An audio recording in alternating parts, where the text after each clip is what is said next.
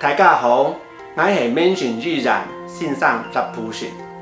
伫咧客家通话法课的时节，因为放日宪法会改变，体日外三梦西收，至少年神苗，并且出走收，天意外确实大罪案，尤其是错菜的时节。第三，到披萨会保持安全距离，户外传统法一公尺。